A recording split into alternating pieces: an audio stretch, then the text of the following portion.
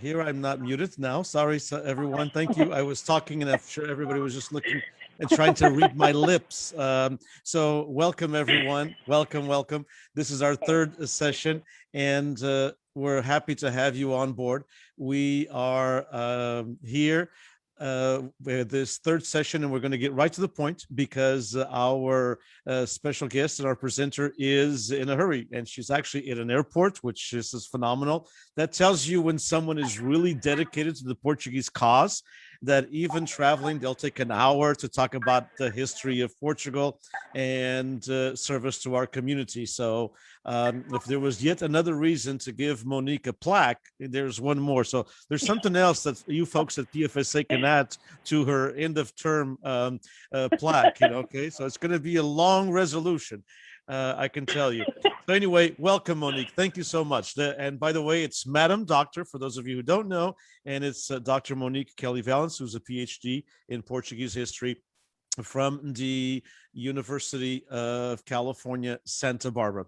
Welcome, Monique. Thank you so much. And tell us, we have a little bit of a PowerPoint that we're putting on as well. Tell us what pivotal moments we're going to learn from the Portuguese history. Well, thank you. So first of all, thank you so much for giving me this opportunity to do this because, you know me, I love talking about history. So this is always fun. And of course, Dia de Portugal, I think it's such a neat idea to do this because as we were speaking about, last week, that this is not something we typically do on Dia de Portugal. So I think this is great. So, in talking about just five only moments, and you said we only have an hour. That was hard, but if we look at the span of Portuguese history, we definitely have 5 moments that we can look at that are key and pivotal to Portuguese history and sort of define what not only our history as a whole, but who we are as Portuguese people and how we look at ourselves and our culture. So the first one, when we look at, a key event in Portuguese history, would have to definitely be the Battle of São Mamés in 1128. So this is way back before Portugal was ever even a country on its own. It goes back all the way to King Alfonso VI of Leon. In the late 11th century, Alfonso was the overlord of the region. We know today as Galicia in northern Portugal, what they called Portugal. And in 1095, Alfonso divided Portugal into 2 territories between his son Raymond, who received the northern portion, what we know today as Galicia, and Henri, the son of the Duke of Burgundy, and who would become husband to Alfonso's illegitimate daughter, Teresa. And they received the southern portion, which went from the Minho River all the way south to Coimbra. Now, for those of you familiar with Portuguese geography, Lisbon and Algarve were south of Coimbra, but they were still in the hands of the Caliphate of Cordoba at the time. So this was as far south as the Christians had gone in the Reconquista.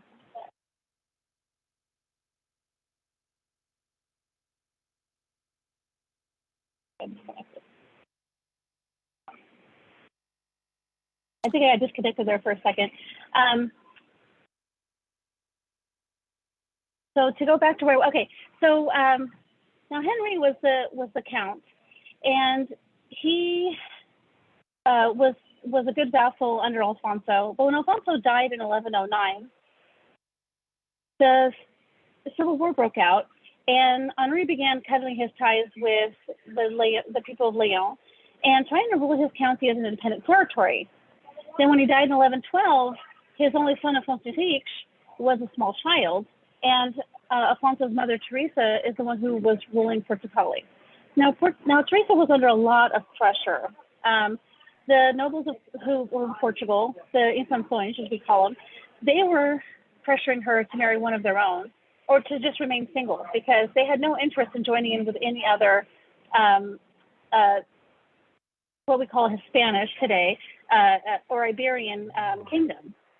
But the people of in the north, in what we know today as Galicia and Raimundo's territory, they really wanted to get a hold of Portugal, and they really wanted to kind of unite the two kingdoms together.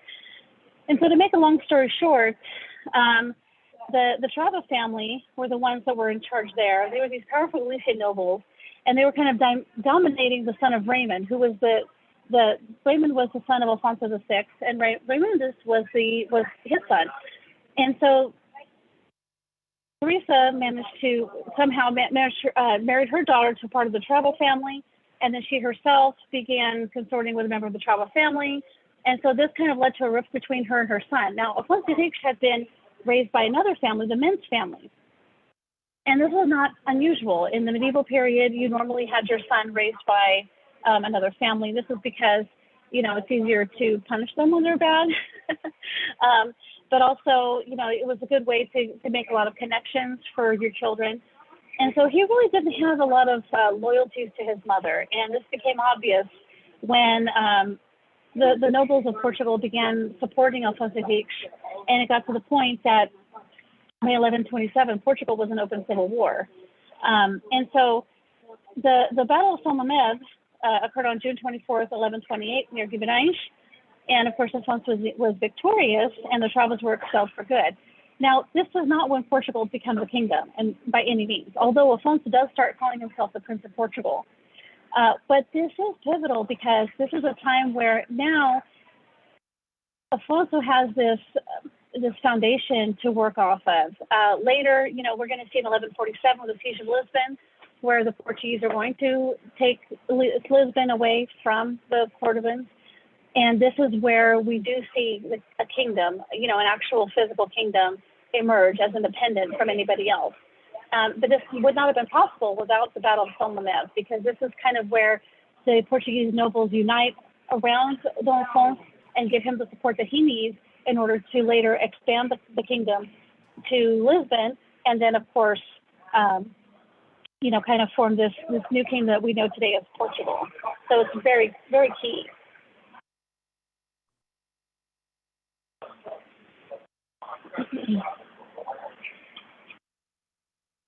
Okay, so the second of our pivotal moments has to be the Battle of Aljubarrota. And for anyone who is familiar with Portuguese history, this is probably the most famous battle of Portuguese history. It's the battle. It's very symbolic to like the Battle of Gettysburg, I guess, for the United States. This is kind of a very iconic battle in so many ways. And this occurred later in August 14, 1385. So we're jumping ahead a couple more centuries to this pivotal battle. Now, this happens after the death of Dom Fernando I in 1383. He left behind his only child, Beatriz, who was only 11 years old. But she was already married to Juan I, who was the king of Castile. Now, for anyone who knows anything about Portuguese history, especially medieval Portuguese history, it's always surrounded by the battles with Castile. Castile is kind of notorious for trying to take over everybody else. Not that Portugal wasn't trying to take anybody else over, but they were a little sneakier about it than Castile was. Now, according to the marriage contract, Beatriz and Juan were supposed to rule Portugal together until a son was born, at which time the child would live in Portugal with his grandmother as the regent. Now, Beatriz's mother, Leonor Teles, probably one of the more infamous women in Portuguese history, was the regent of Portugal at the time. Now, the contract also stated that she did not have any children. Portugal would pass over to the kingdom of Castile. Now, this was really risky. I'm not really sure what they were thinking. I guess they were really hoping that there definitely was going to be a son born. Now, the people of Portugal were not very happy with Leonor. One of the big problems they had was that there was rumors that she was having an affair with João Fernando Andrade, who was one of the ministers of the court. And of course, won't go into that. We don't have time for that, but I do have, if you want to go back to one of our Portuguese American Hour podcasts, we have an archive there that you can listen to. I talked about Dona Leonor Teles, as well as on Facebook. I have my Facebook page. You can look at my archives to see that post as well. Meanwhile,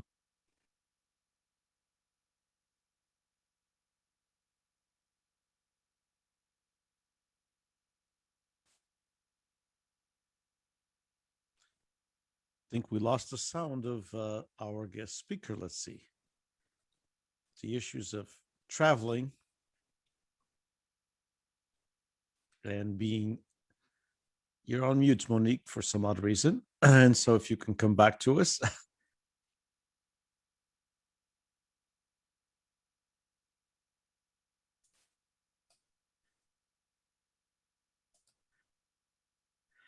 So we are, apologies to everyone. We are having a little bit of issue with just the sound, but Monique is coming back really quick. She was nice enough to do this, although she was traveling, and so that's going to happen.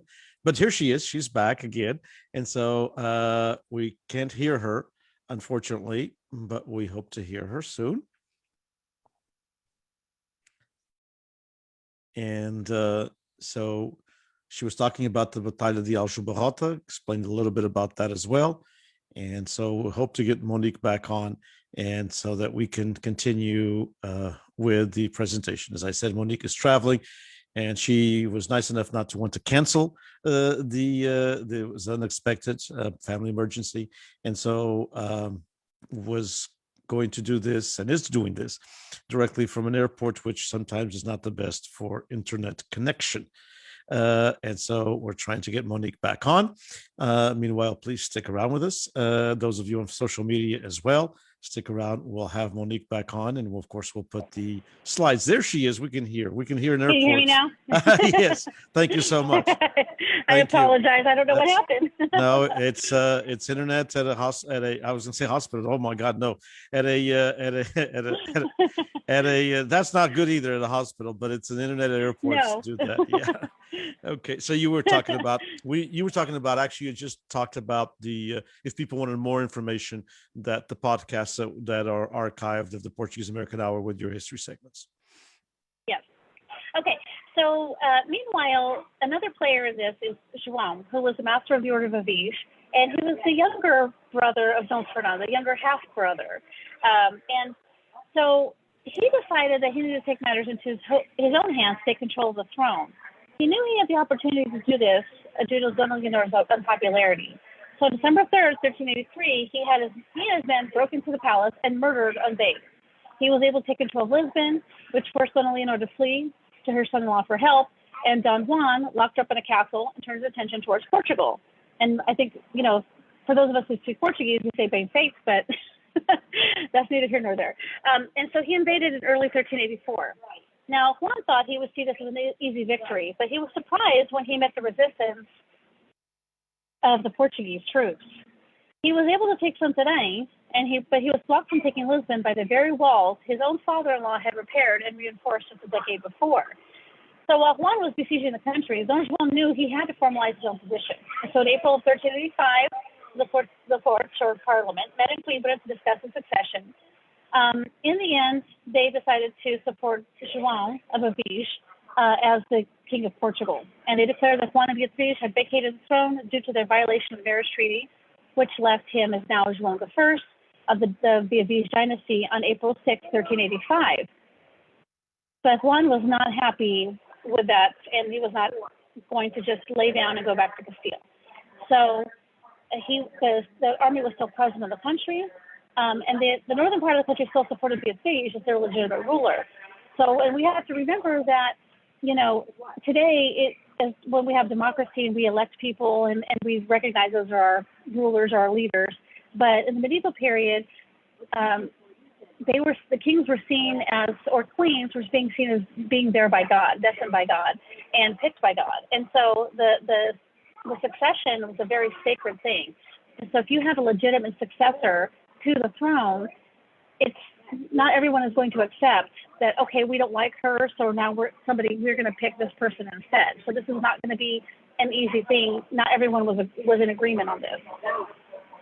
So we have several skirmishes going on throughout the country, and Juan's army ends up marching towards Lisbon in early August. Now, João's forces contained only 7,000 men, and his instinct was to retreat behind the walls and try to wait out a siege. But João's constable of the army, Nuno Alves Pereira, convinced him to stand and fight.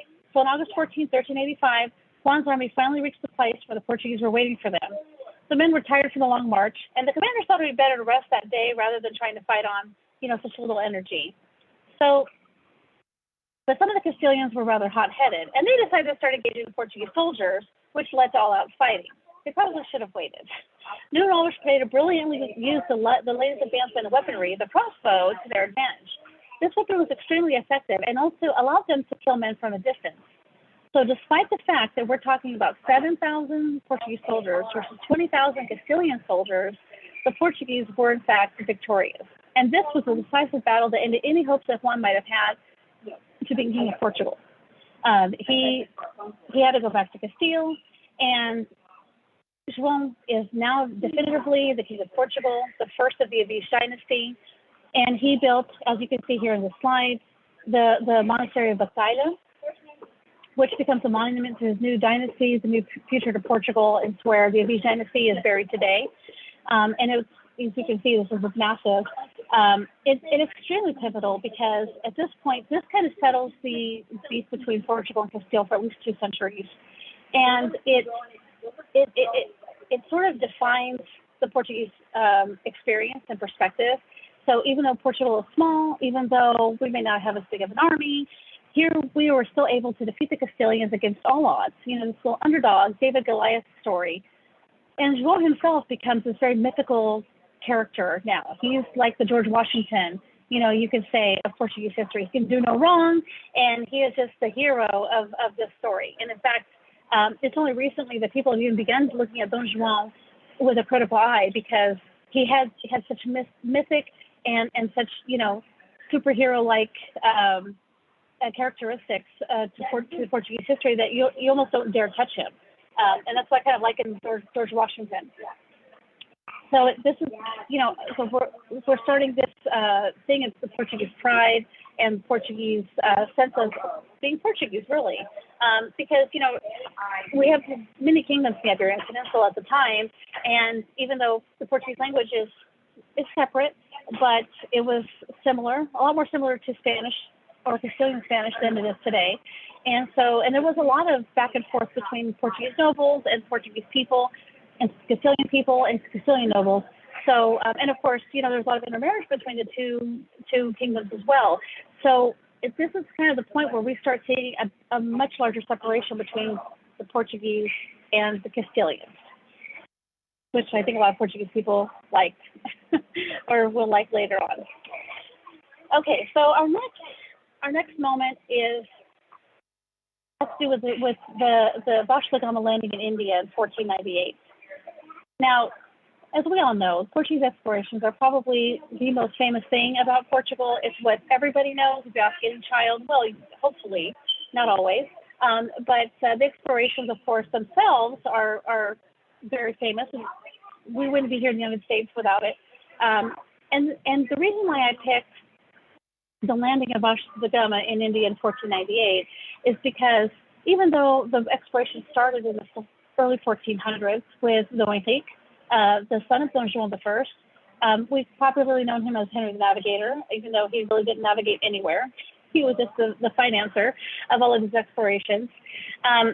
It's not until Vasco da Gama reaches India in 1498 that Portugal really is on the high level now. Now this is a game changer for Portugal. This is saying that now Portugal is a heavy player in Europe. Now Portugal is to be taken with importance. Because before, you know, Portugal was there, but Portugal never had the money or the size. You know, we didn't have the troops to make a kind of impressive appearance in Portugal. And now, once Vasco da Gama lands in India in 1498, Portugal has cornered the market, the spice market. And before this, the spices were extremely expensive. They were very hard to get a hold of. If you see, you know, Vasco da Gama's route here on the slide, it looks long. You know, he has to go all the way around the coast of Africa. But before this, spices were brought over land from Asia all the way through the Himalayas, through the Gobi Desert. It was very dangerous. It was very complicated. It was very long. And so if you could get a hold of spices, they were very, very, very expensive. So only very wealthy kings could afford spices and things like that. Now, if you're wondering, well, why, you know, what is the big deal with spices?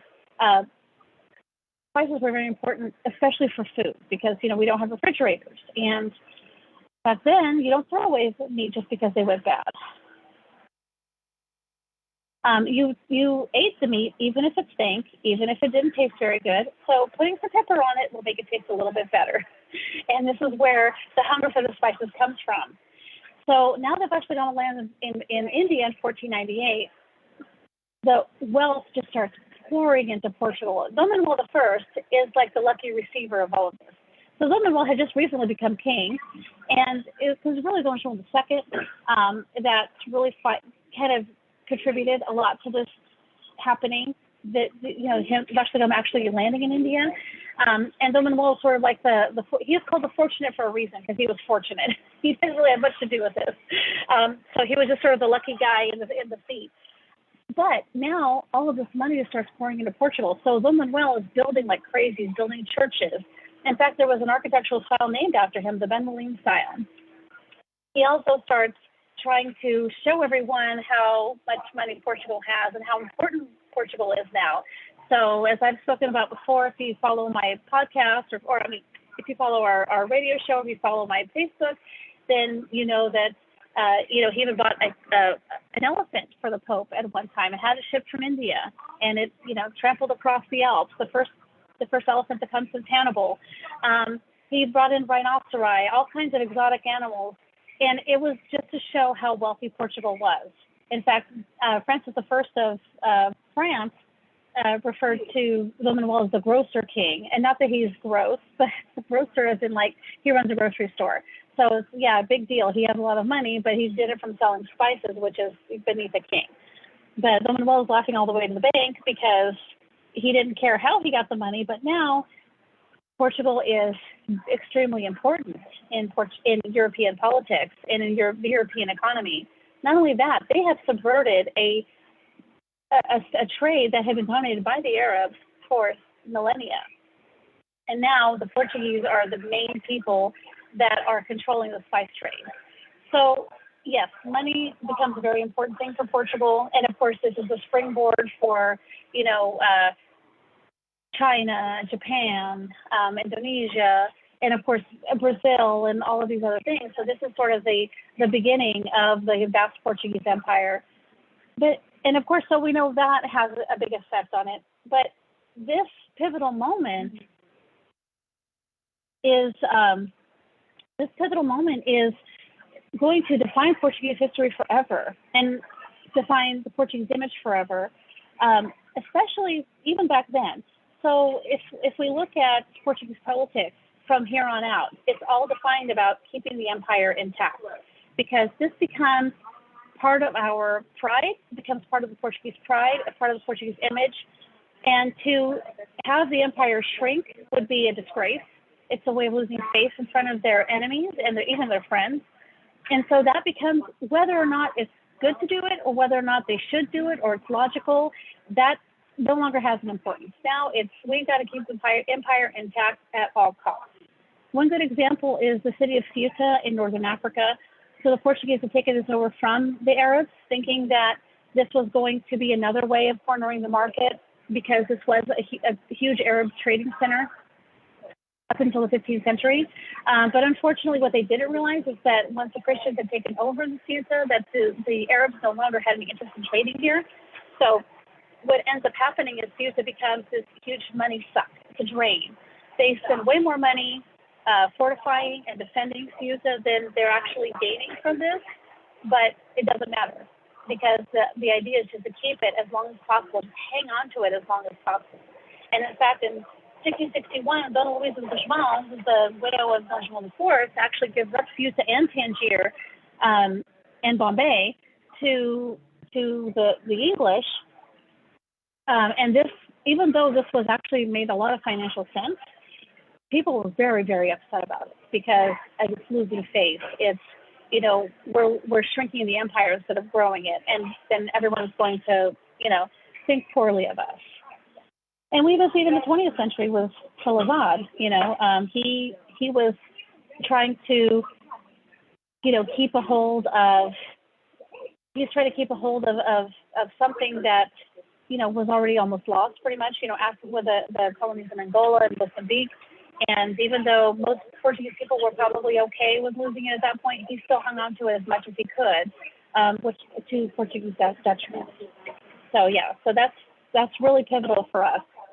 Probably one of the most pivotal. Now our next one is the restoration of the Portuguese monarchy in 1640, on December 1st. Now, many people may not realize that Spain actually did control Portugal from 1580 to 1640. We referred to it as the Babylonian captivity in Portuguese history for many years. In fact, it's even to this day, it's still almost taboo to work on it. There's more literature, more historians working on the period than ever worked on it before, but it's still not as prolific as any other area of Portuguese history. Just because I don't know if it's the shame of having been ruled by Spain for 80 years. And by this time we can call it Spain because Philip II was king of Spain at the time, and he's now united pretty much the whole, Charles V, his father had united all the Spanish kingdoms under one control. So now you can call it Spain. We couldn't really call it Spain before. There's a little bit of background. So Louis Vichion died in 1578. In battling the Arabs again in northern Africa, and he was childless. He didn't. There weren't any other heirs. He had no siblings, and this left to the Henrique, his uncle, his great uncle, the Cardinal Henrique, to be the king. Of course, a cardinal can't have children, and he tried to get a dispensation for his vow of chastity, but he was overruled by the Pope because Philip II, Sebastian's uncle, wanted to take over Portugal himself. So here we have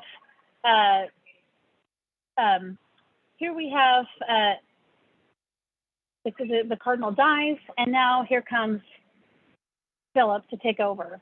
And Philip, people are not happy being under Spanish rule. Philip had promised the Portuguese people that he would allow Portuguese autonomy, that the Portuguese soldiers would be to defend the Portuguese territories. The Portuguese territories would go to Portugal only. And he meant to keep his promise. But if you go 2 generations later, down to Philip IV of Spain, and his minister, the Count Duke of Olivares, to them, they don't care about promises made by his grandfather. What they care about is what's logical to them. Why should Portuguese taxes go only to Portugal? They should go to help the whole kingdom. He needed money. Why should the Portuguese soldiers only protect Portuguese territories? We have a war going on in Europe. We need Portuguese soldiers. So they start pulling Portuguese soldiers out of Portugal. The Portuguese territories, start involving them in the wars. And of course, now that Portugal is a part of Spain, now we're enemies with the Dutch. We're enemies with the English. The Dutch start attacking Angola. They started attacking Brazil. And so now there's a lot of discontent going on. So by 1640, really they'd had enough. And we have Dom João, who at the time was the Duke of Braganza, and probably not the most direct heir to the throne, but the most likely candidate. He was the most powerful noble. He had the most money. And so the nobles, the other Portuguese nobles, went to João and said, look, we need to take over and take back our country, take back our kingdom, and be away from Spain. Now, João was very reluctant about this. This was not something that he really wanted to do. He was worried, and of course, for good reason. Anybody who was a traitor, if he was not successful, not only would he lose his life, and lose it in the very horrific way, probably drawn and quartered, probably dismembered, probably they would, burn his bowels, his intestines, to make an example of him. But they would also take away all of his lands and territories from his family. They would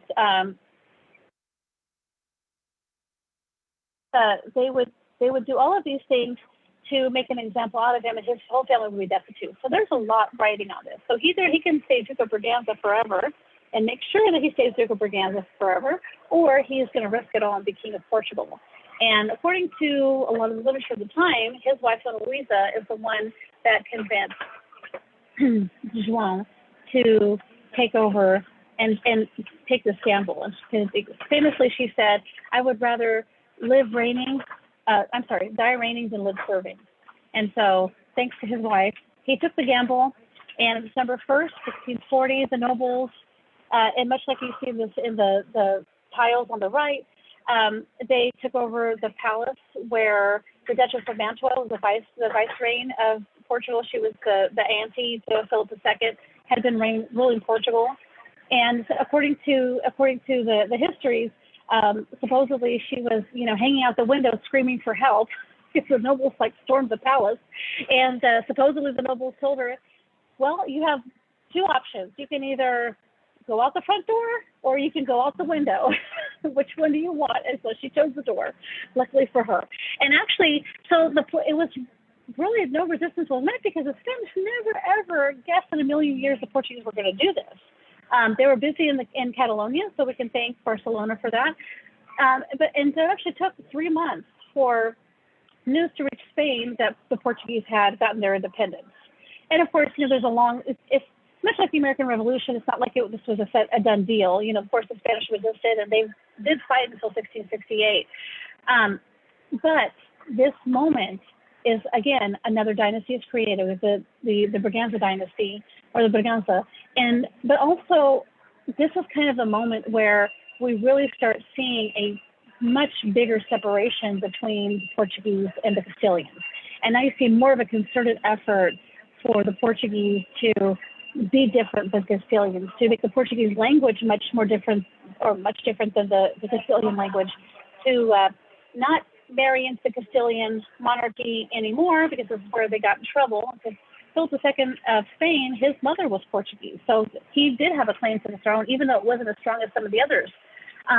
So now you see much more of an effort to marry outside of Spain and marry other princesses to their kings and eventually queens, because now we don't want to get in that position anymore. We want to be separate from Spain. And so this kind of is the pivotal moment where we realize, okay, we need to be something separate. We need to try to take over Castile anymore by marriage, and just do our own thing and try to stay away from him as much as possible. So you definitely see a lot of that. And so the Portuguese identity is really solidified after 1640. It's amazing. And this legend of Don Juan and Dona Luisa, it really lives on for a very long time. And this is really kind of the last big thing that happens, beyond this era, I should say, after 1668. Of course, we do have the treaty with England in 1661, where Catherine of Braganza marries Charles II of England. And this kind of solidifies also the relationship between England and Portugal, which has been going on since the 1100s. And now, we're firmly entrenched with the English. We have no choice now. We have to be friends with them so they protect us from the Spanish. And this, of course, leads to our Portuguese involvement in the War of Spanish Succession. This leads to Portugal's heavy reliance on the English and their trading, which is not good for Portugal in the end, but this is what happened, and it's as a result of our the restoration of our monarchy, and trying to make sure that it stays that way, that we don't get back into that trap of 1680 ever again. Okay, so finally, probably the last pivotal moment, I would say, is the fall of the Portuguese monarchy in 1910. So now we're jumping ahead a few more centuries. Not that nothing else important ever happened for the next few hundred years, but as far as defining moments, this is definitely one of the last ones. Portugal had one of the oldest monarchies in Europe, and one of the longest lasting monarchies in Europe. We were one of the last democracies to start in Europe. Although obviously we still have kingdoms in Europe today, but as far as our revolutions, Portugal is one of the last. And this is where we have the establishment of the first Portuguese Republic. So just a little bit of a background for those who are not familiar. By 1910, the Portuguese kingdom was in a lot of crisis. We have the 1890 ultimatum that we had agreed with the British over Africa, which, we came out the losers there. the royal family was spending quite a bit. Don Luis and Pizarro were assassinated in 1908. And so you have just all of these different things going on, not to mention all of the other issues going on in Europe in general, as far as like liberalism. You have issues with changing religious views, changing social views, and it just kind of culminates into people just don't support the monarchy anymore. And now you see a lot of constitutionalism going on. This had been a force since the early 1800s. And so this kind of just really gets into the reason why now the Portuguese monarchy is going to fall in 1910. And we have the Dom Manuel II is exiled to Switzerland, and he, later dies without children. And, even though today in Portugal, they still, some people,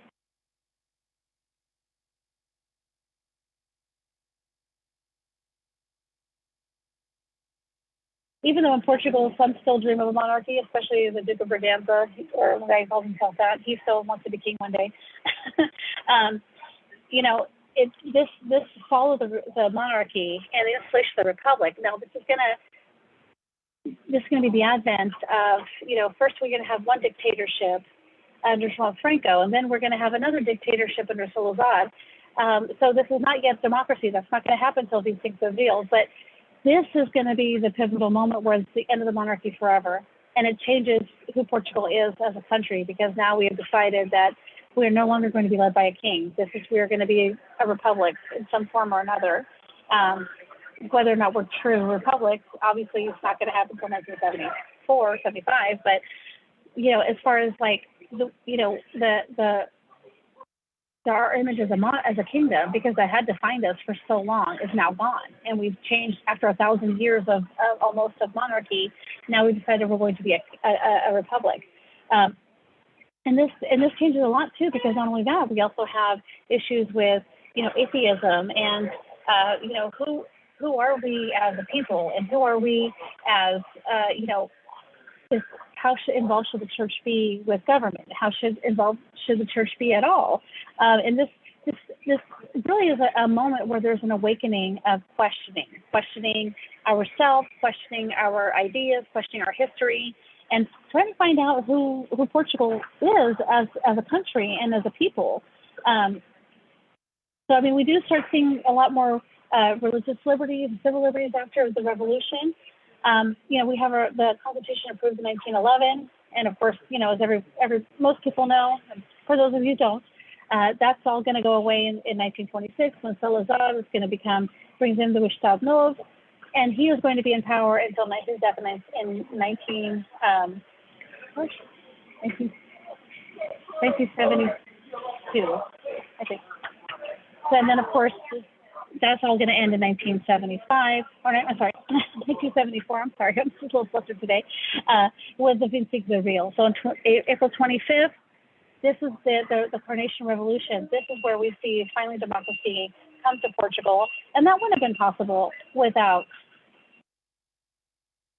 the fall of the monarchy. It wouldn't have been possible without that. So, definitely, even though it took us a while to get where we needed to be, the fall of the monarchy was important in order to get us one more step closer towards democracy, and one more step towards finally realizing that dictatorship is not where we want to be. It took a long time, but I think that in the end, this really kind of came to a very good result. And now, even though everybody may not be,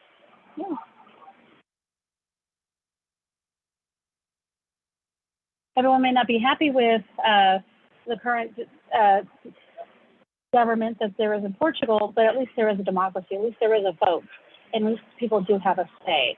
So it's just really amazing, kind of just all the transitions that Portugal has gone through and all the pivotal moments that have led to where Portugal is today. People.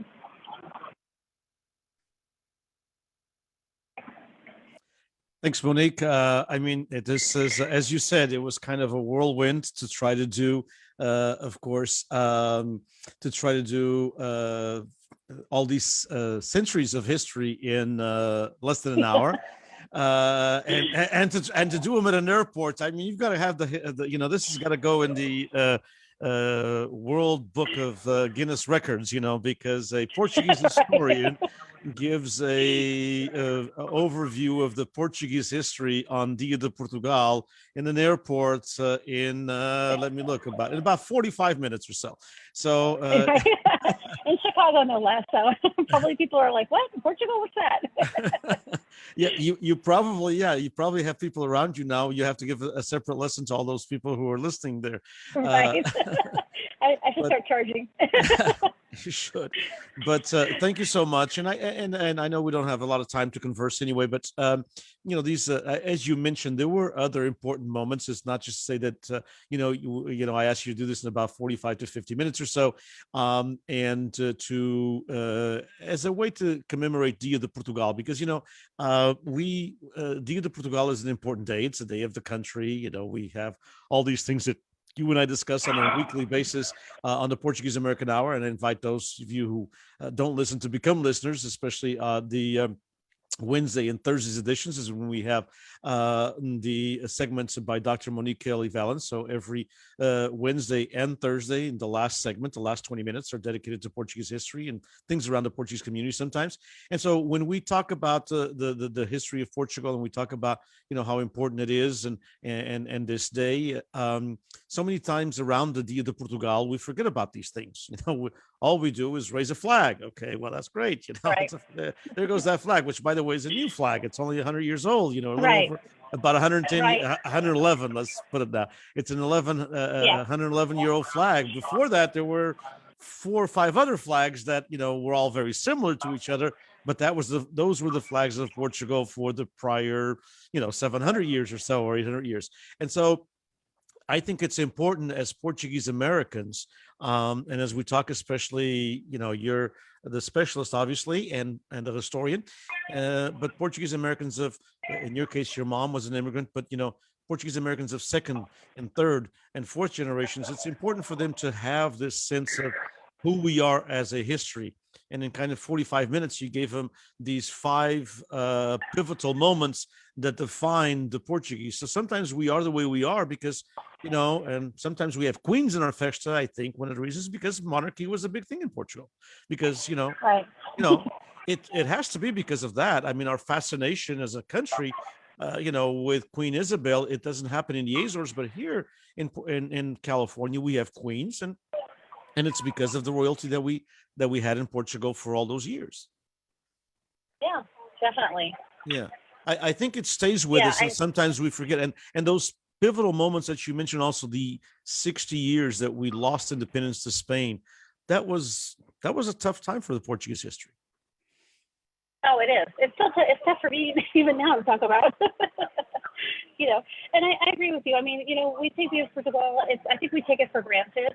We, like you said, we raise the flag. I saw this awesome movement where now we're going to have Portuguese Heritage Month in California, and all of that. I think it's wonderful, but at the same time, we have to know where did it all come from. We can't just take it at face value and say, oh, this is the Portuguese flag, and I'm a queen of the festa, but I don't know what any of it means or where it came from, because then it loses all of its meaning. It's just a symbol at that point. Right.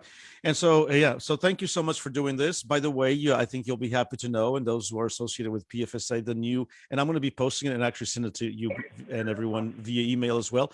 The resolution that was read, it wasn't read, it was just adopted this morning at the state's capital. And hopefully next year we can all be there at the state capital to do the resolution. The resolution, for first time ever, it has the name Portuguese Fraternal Society of America. I made sure that the Portuguese PFSA, along with Luso, was recognized, because the resolutions in the past were very vague, and it talked about vague things, and this and that. And it never mentioned, the role that the fraternal societies have played, such an important role in our Portuguese history, which you and I will need to do a few segments on this.